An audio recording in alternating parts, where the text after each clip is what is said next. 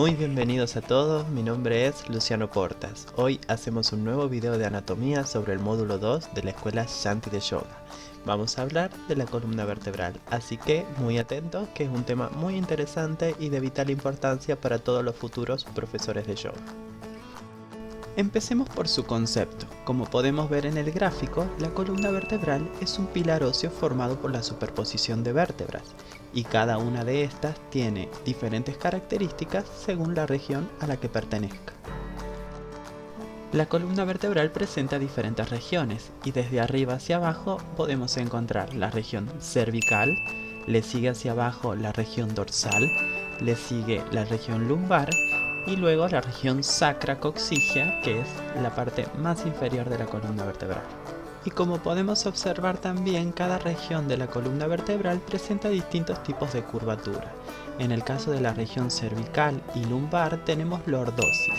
Quiere decir que el lado de la concavidad o del hueco de la curva se encuentra hacia la región posterior o hacia atrás, y el lado de la pancita, que se llama convexidad, se encuentra hacia adelante.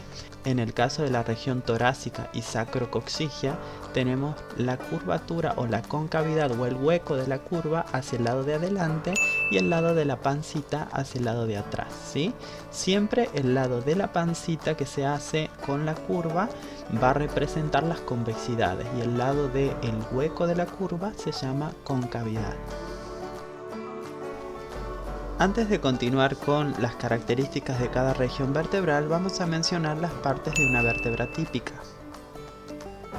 Como podemos observar a lo largo de toda la columna vertebral, hay vértebras que presentan características comunes, aunque por supuesto con distintas variantes según la región a la que pertenezcan, y hay algunas que presentan grandes variantes como lo son el atlas y el axis, pero vamos a explicarlo eso en un momento aparte. Ahora nos concentremos en una estructura típica que vamos a encontrar en todas las vértebras.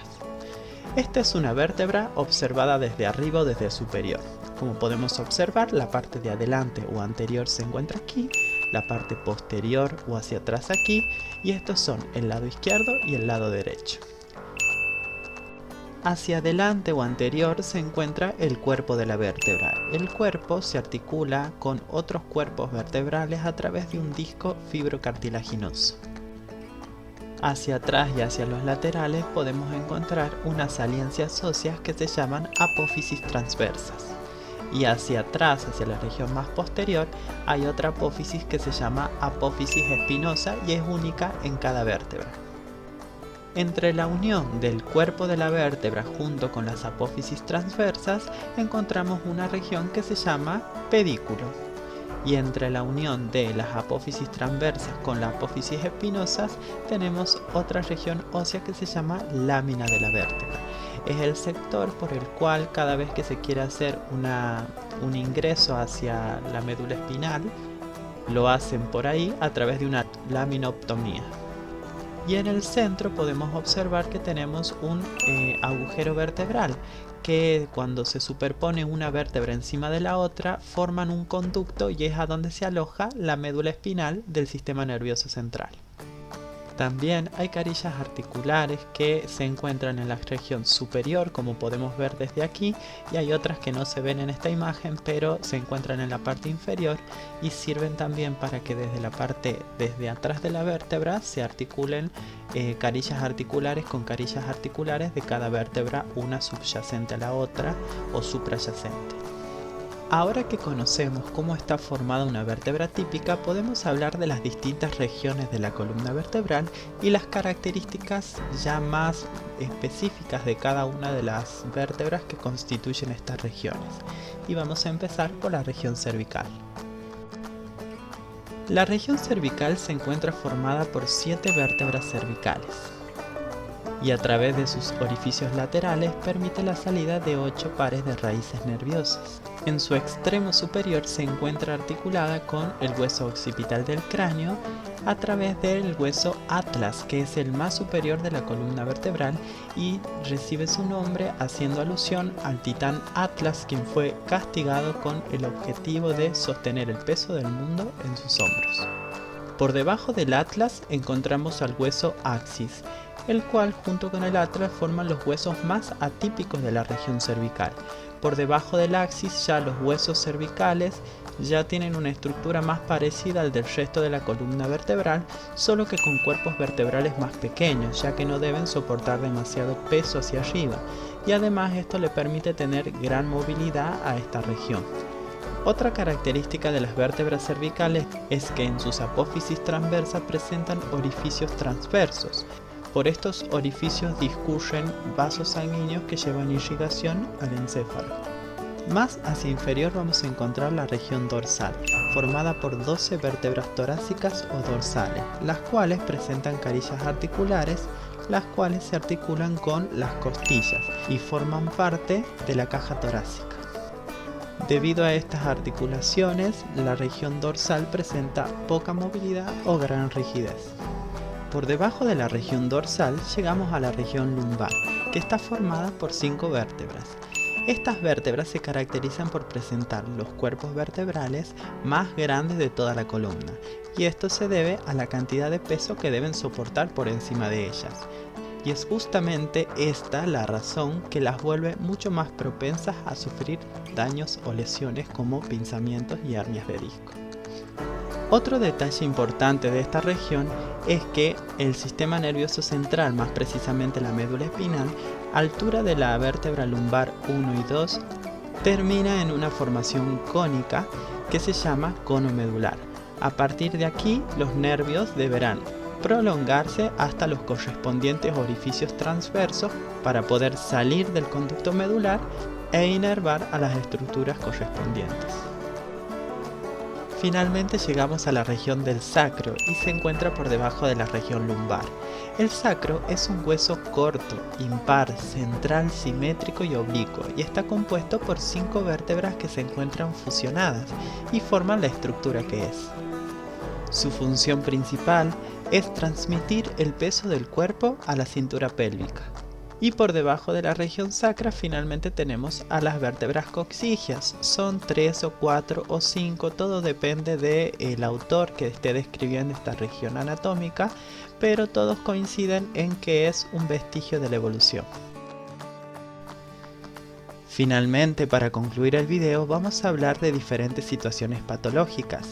Es de suma importancia y de gran responsabilidad de un profesor de yoga conocer la estructura del cuerpo humano y saber cuáles son las intervenciones sobre sus alumnos que podrían significar un empeoramiento de un cuadro patológico, como así también cuáles son aquellas posturas que van a ser de forma oportuna para mejorar su estado de dolor.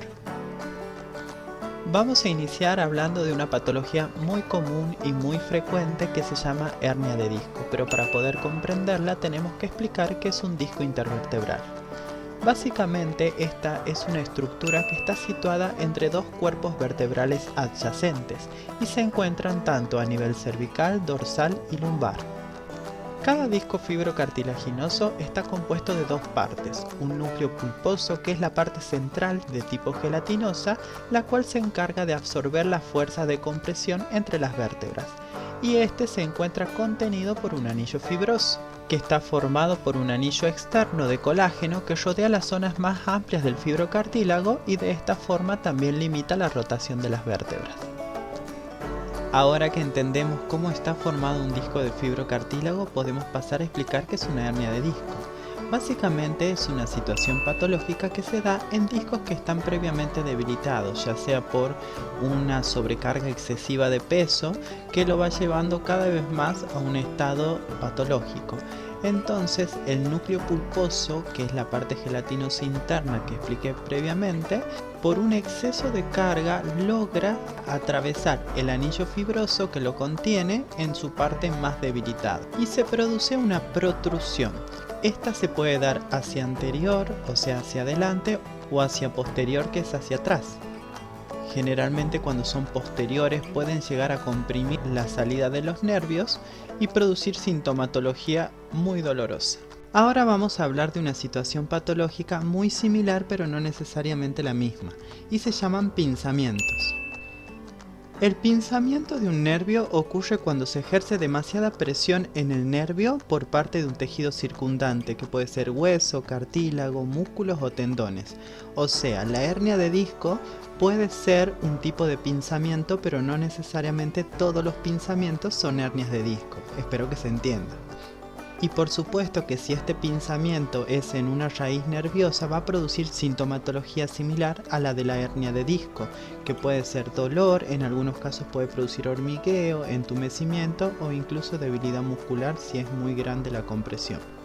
Además, otra característica del pinzamiento es que no necesariamente se tiene que producir en una raíz nerviosa. Puede ocurrir en cualquier parte del largo de un nervio. Por ejemplo, la patología del túnel carpiano, que es una compresión del nervio mediano que pasa a nivel del túnel carpiano por las muñecas, es un tipo de pinzamiento y produce sensaciones de dolor, hormigueo y debilidad de la musculatura de la mano. Es más, uno de los síntomas que ocurre cuando es un túnel carpiano es que la persona no tiene fuerza para agarrar cosas y se le escapan de las manos, se le caen. Ahora, para continuar, vamos a hablar de aquellas patologías de la columna que tienen que ver con curvaturas. Todos estamos más o menos familiarizados con lo que significa una escoliosis, ya que es una patología muy común y frecuente. Sabemos que más o menos es una desviación de la columna, y estamos en lo cierto.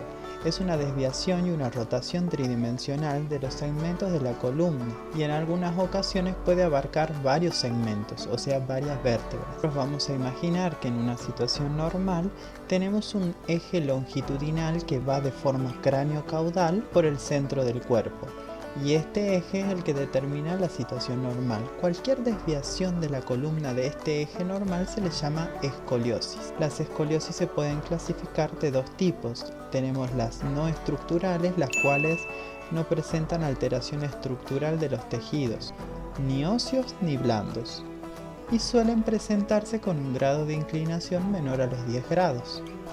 Generalmente son reversibles con la voluntad, o sea, si se le pide a la persona que se pare derecha, puede revertir el estado de la curvatura, y son las más comunes. Se producen muchas veces por debilidad muscular, por falta de actividad física.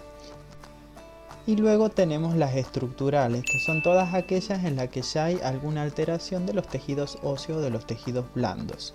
Esto implica que hay una inclinación mayor a los 10 grados y se producen acuñamiento de los cuerpos vertebrales. El acuñamiento es cuando la inclinación es tan grande que el cuerpo vertebral choca con el subyacente, y eso produce que se empiecen a lesionar.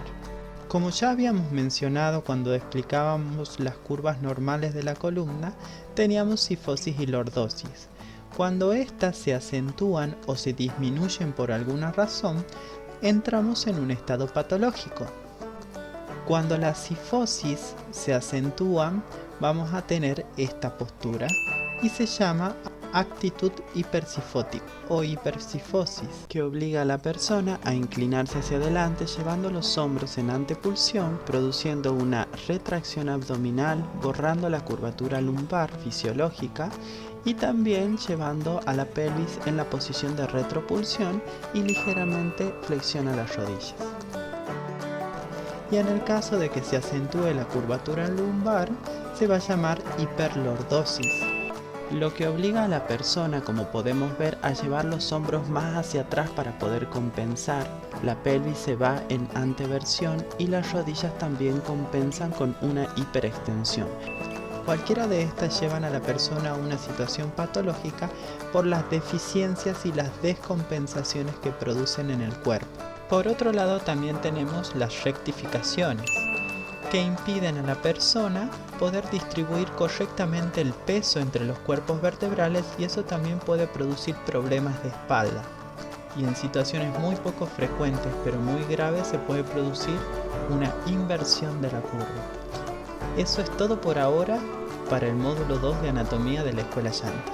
Espero que les haya gustado, y si quieren hacer consultas, dejen sus mensajes en la caja de comentarios. Les mando un saludo muy grande.